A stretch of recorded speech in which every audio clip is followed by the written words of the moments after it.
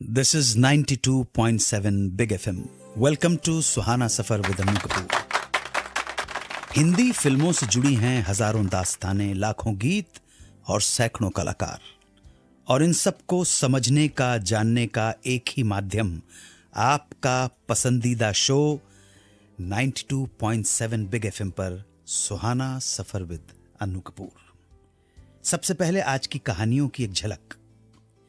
रोहिणी हट्टंगडी क्यों नहीं चाहती थीं फिल्म सारांश में बूढ़ी औरत का रोल करना, फिर क्यों सहमति दे दी उसी रोल के लिए?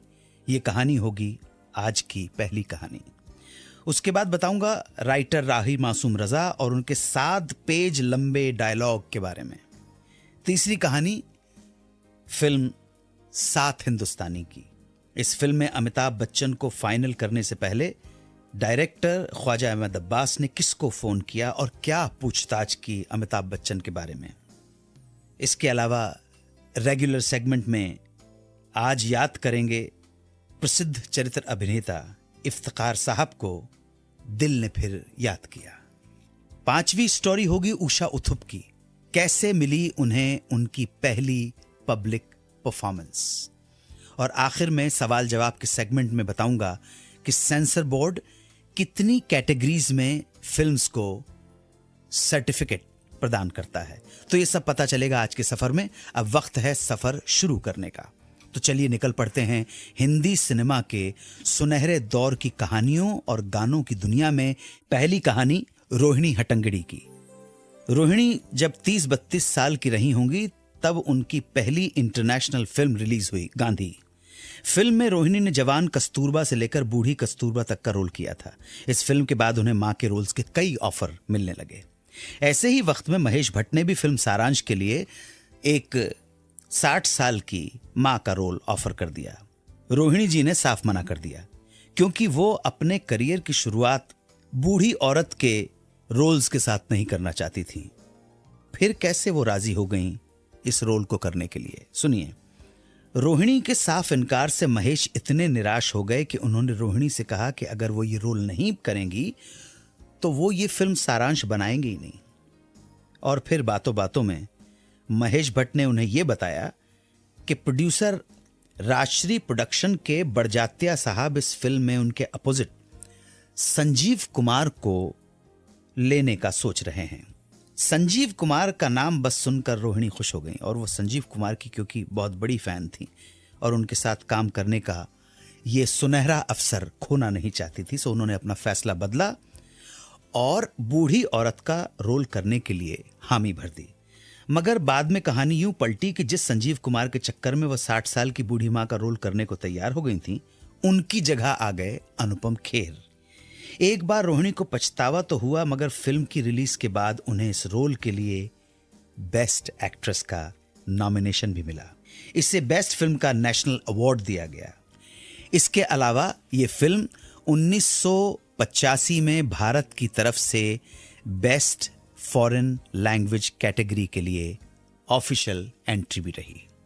इस फिल्म से रोहिणी जी की लोकप्रियता आसमान छूने लगी. राइटर राही मासूम रजा ने राज खोसला की एक फिल्म के सीन में डायलॉग को 7 पेज लंबा लिख दिया. राज खोसला ने इतने लेंग्दी सीन को सुनकर कैसे रिएक्ट किया ये बताऊंगा एक छोटे से वक्फे के बाद. आप लेकिन हमसे जुड़े रहें और सुनते रहें 92.7 बिग एफएम पर Suhana Safar with Anu Kapoor. 92.7 big FM पर आप सुन रहे हैं रेडियो का number 1 show Suhana Safar with Anu Kapoor. Poet, novelist और डायलॉग राइटर राही मासूम रजा 70 के दशक में मिली और बैराग जैसी फिल्में लिखने के बाद इंडस्ट्री में अपनी खास पहचान बना चुके थे.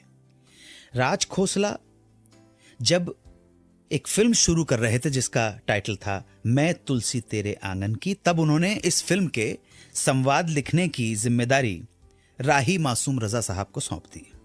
ये फिल्म चंद्रकांत काकोड़कर के नॉवेल पर आधारित थी. फिल्म की स्क्रिप्ट लिखी थी राज भारती, GR कामत और सूरज सनीम ने. डायलॉग पर काम करते हुए राही साहब को एक ऐसा सीन मिला जहां उन्हें लगा कि इस सीन में जबरदस्त और खास तरह के डायलॉग की जरूरत पड़ेगी। उन्होंने इस सीन के डायलॉग 7 पेज में लिख डाले। ये सीन डायरेक्टर राज खोसला को सुनाया गया।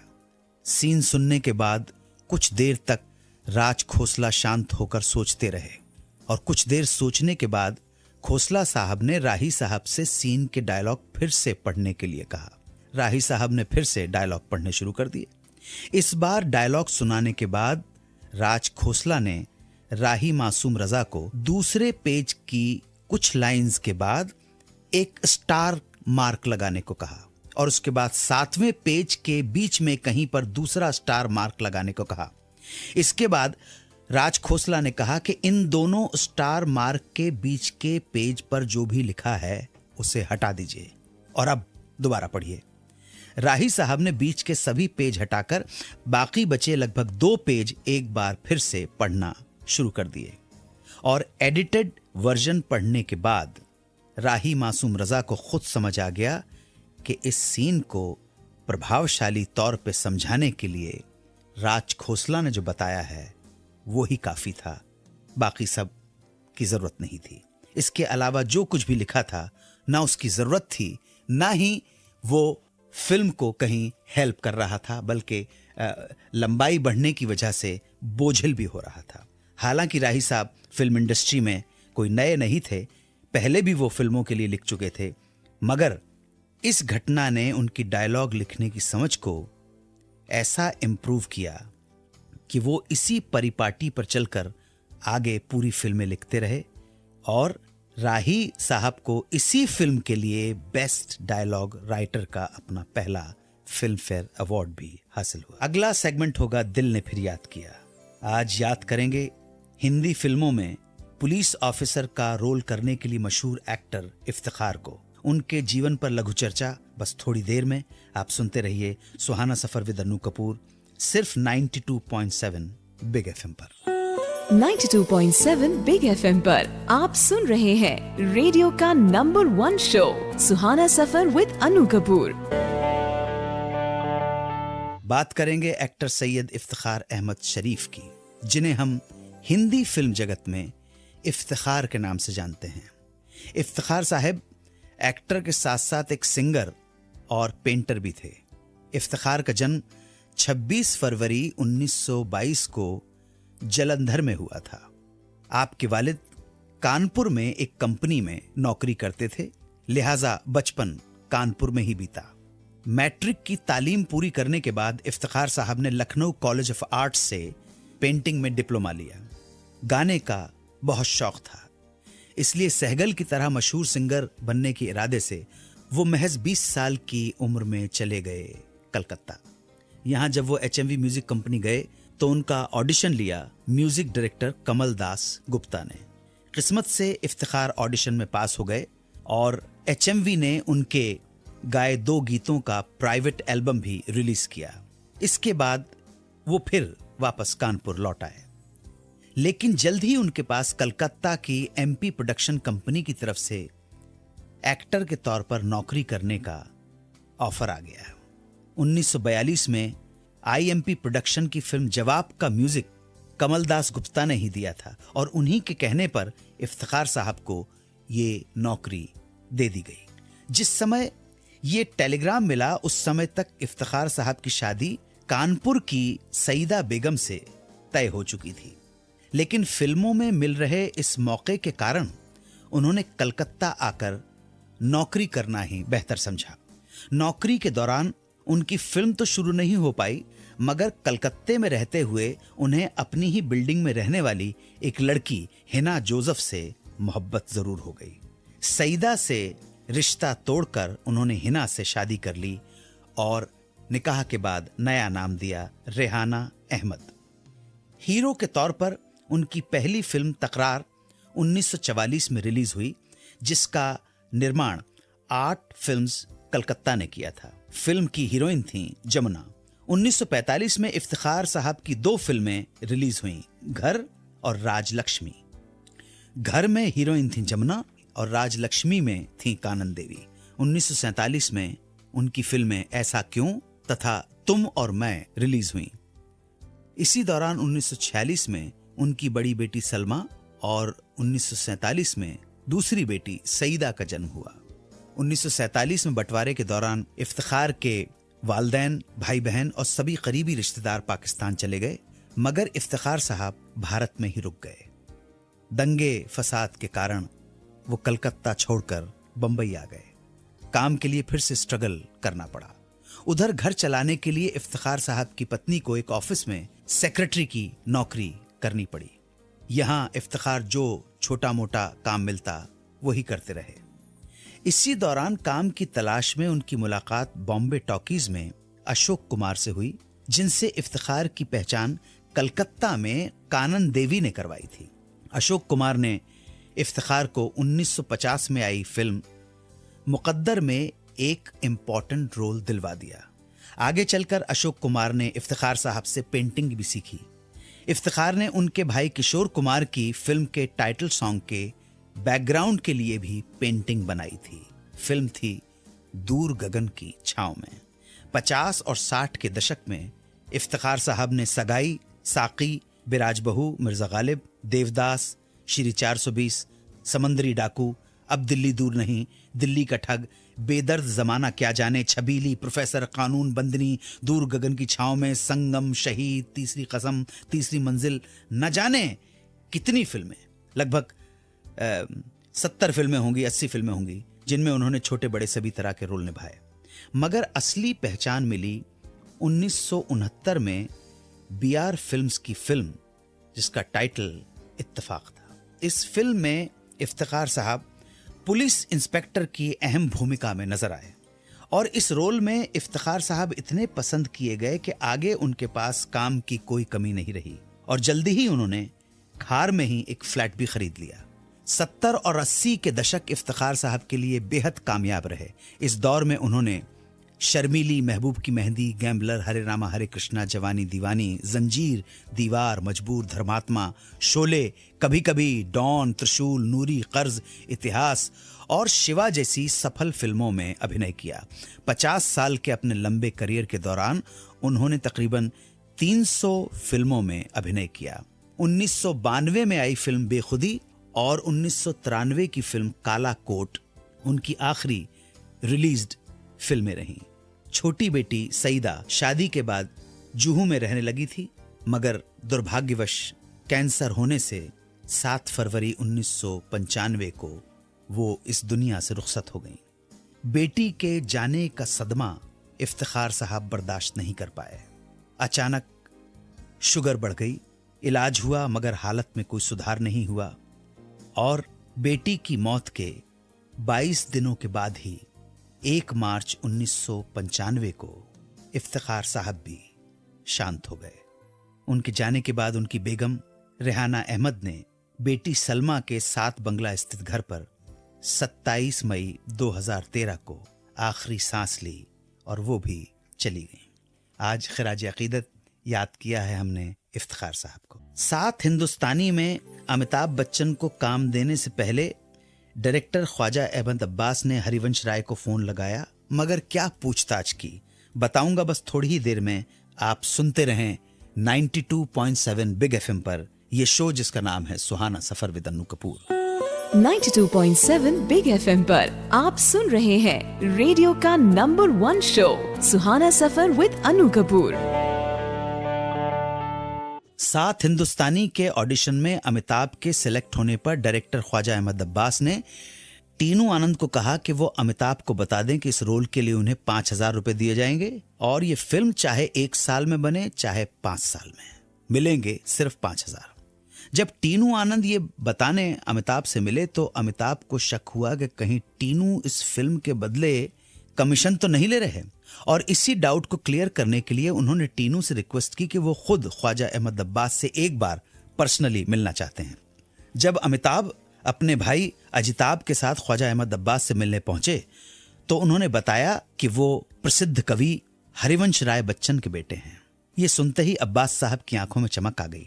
उन्होंने अमिताभ बच्चन से कहा, भाई उनसे तो मेरी बड़ी पुरानी पहचान है और इससे पहले कि मैं तुम्हें फाइनल करूं एक बार तुम्हारे पिताजी से बात जरूर करना चाहूंगा। अब्बास ने तुरंत हरिवंश राय बच्चन को फोन लगाया। दोनों में बातचीत हुई। उधर अमिताभ अपने भाई अजिताभ को शंका भरी नजर से देख रहे थे।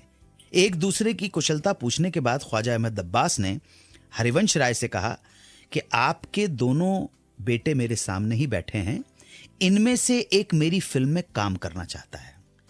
मैं बस ये जानना चाहता हूं कि आपको इसकी जानकारी है या ये दोनों घर से भाग कर आए हैं। उधर से जब हरिवंश राय बच्चन जी ने अब्बास साहब को बताया कि अमिताभ घर से भाग कर नहीं आया है और वो फिल्मों में सचमुच करियर बनाना चाहता है, बहुत सीरियस है और इस बात की जानकारी उन्हें है। साथ साथ बच्चन जी ने यह भी कहा कि अगर आपको लगता है कि अमिताभ फिल्म के लिए सूटेबल है और उसमें टैलेंट है तो मेहरबानी करके उसे मौका जरूर दें। तब जाकर ख्वाजा अहमद अब्बास ने अमिताभ बच्चन को फिल्म में पोइट के दोस्त के रोल के लिए फाइनल किया। पोइट का रोल कर रहे थे टीनू आनंद, लेकिन किसी कारणवश टीनू आनंद को यह फिल्म छोड़कर जानी पड़ी। उनके जाने के बाद पोइट वाला रोल मिल गया अमिताभ बच्चन को। Rest is history. अपनी दमदार आवाज के लिए जाने वाली उषा उत्थुप को पहली बार पब्लिक परफॉर्मेंस देने का मौका कैसे मिला और इस परफॉर्मेंस के बदले उन्हें क्या चीज मिली, जानेंगे एक ब्रेक के बाद। आप सुनते रहें सुहाना सफर विद अन्नू कपूर, सिर्फ 92.7 बिग एफएम पर। 92.7 बिग एफएम पर आप सुन रहे हैं रेडियो का number 1 show Suhana Safar with Annu Kapoor. बात तब की है जब उषा उत्थुप 21 साल की थी, म्यूजिक सीख रही थी। एक बार उषा उत्थुप जब अपने अंकल आंटी के यहाँ चेन्नई गई हुई थी, तब एक शाम अंकल आंटी के साथ 9 जेम्स नाम के एक नाइट क्लब में जाना हुआ। वहां एक म्यूजिकल बैंड परफॉर्म कर रहा था। कुछ देर बैंड को सुनने के बाद अचानक उषा के अंकल आंटी ने उषा से गाने की फरमाइश की। उषा ने बिना किसी संकोच और झिझक के स्टेज पर डाइस पर आकर एक इंग्लिश सॉन्ग सुनाना शुरू कर दिया। गाने के बोल थे, I never know how much I love you, never know how much I care. When you put your arms around me, I get a fever that's so hard to bear. ये Elvis Presley का गाना है। उषा का गाया गीत club के लोगों को इतना पसंद आया कि उन्होंने उषा से एक और गाने की फरमाइश कर डाली। उषा ने दूसरा गाना गा दिया, फिर एक और फरमाइश, उषा ने तीसरा गाना गा दिया, उसके बाद चौथा, पांचवा, और ये सिलसिला तकरीबन 45 मिनट तक चलता रहा। उषा उत्थुप गाने गाती रहीं और वहां मौजूद लोग उन्हें बड़े प्यार से सुनते रहे। इस तरह अचानक उषा का पहला पब्लिक परफॉर्मेंस संपन्न हुआ। प्रोग्राम खत्म होने के बाद जब उषा वहां से जाने लगी, तब क्लब के मालिक उषा से मिले, उनकी परफॉर्मेंस की तारीफ की, प्रतिभा की तारीफ की और उषा को अगले एक वीक के लिए क्लब में गाने का ऑफर दे डाला। उषा के लिए यह अच्छा मौका था, इसलिए उन्होंने भी तुरंत ऑफर एक्सेप्ट कर लिया। अब अगले एक हफ्ते तक उषा क्लब में परफॉर्म करती रहीं। एक हफ्ते के बाद क्लब ओनर ने उन्हें उनके पहले पेमेंट के तौर पर पैसा नहीं बल्कि खूबसूरत कांजीवरम साड़ी दी। साड़ी की शौकीन उषा उत्थुप को यह साड़ी बहुत पसंद आई। उनका कहना है कि आगे चलकर उन्होंने संगीत से, गाने से लाखों रुपए कमाए, करोड़ों रुपए कमाए, मगर अपनी पहली परफॉर्मेंस के पेमेंट के तौर पर मिली वो कांजीवरम साड़ी आज भी उनके लिए सबसे बड़ी यादगार है। N Usha Uthup, she is pop singer, brilliant artist who sings the English songs and pop songs, who performs everywhere but in traditional, पारंपरिक भारतीय साड़ी। आज के सवाल जवाब सेगमेंट में गाजियाबाद से नेहा यादव ने हमसे ये पूछा है कि भारत में रिलीज होने वाली फिल्मों को सेंसर बोर्ड द्वारा कौन कौन से सर्टिफिकेट दिए जाते हैं। बताऊंगा जरूर, आप प्रोग्राम में बने रहिए। थोड़ी देर में हाजिर होता हूं, सुनते रहिए 92.7 बिग एफएम। 92.7 बिग एफएम पर आप सुन रहे हैं रेडियो का number 1 show Suhana Safar with Annu Kapoor. अब समय गाजियाबाद की नेहा के सवाल का, जिन्होंने हमसे ये जानना चाहा कि भारत में रिलीज होने वाली फिल्मों को सेंसर बोर्ड द्वारा कितने प्रकार के सर्टिफिकेट्स दिए जाते हैं। नेहा जी, भारत में कोई भी फिल्म पब्लिक के लिए तभी ऑफिशियल तौर पर प्रदर्शित की जा सकती है या हो सकती है जब CBFC यानी central board of film certification उस फिल्म को देखे, उसे सर्टिफाइड करे। Sensor board ministry of information and broadcasting के अंतर्गत आता है। सर्टिफिकेशन का प्रोसेस एक एक्ट 1952 और 1983 और सेंट्रल गवर्नमेंट द्वारा सेक्शन 5B में इशू की गई गाइडलाइंस के तहत दिया जाता है। 1983 से पहले CBFC को central board of film sensor के नाम से जाना जाता था। जहां तक CBFC द्वारा दिए जाने वाले सर्टिफिकेट का सवाल है तो इनकी 4 कैटेगरीज हैं। शुरुआत में 2 हुआ करती थी। पहली U यानी यूनिवर्सल अनरिस्ट्रिक्टेड पब्लिक एग्जीबिशन। इस कैटेगरी में वो फिल्में आती हैं जो भारत में कहीं भी किसी भी एज ग्रुप के द्वारा देखी जा सकती हैं। दूसरी कैटेगरी है A यानी एडल्ट्स ओनली। इस कैटेगरी में वो फिल्में आती हैं जिन्हें 18 साल या इससे अधिक उम्र के दर्शक ही देख सकते हैं। जून 1983 के बाद से 2 और कैटेगरी इंक्लूड कर ली गई। तीसरी कैटेगरी है UA।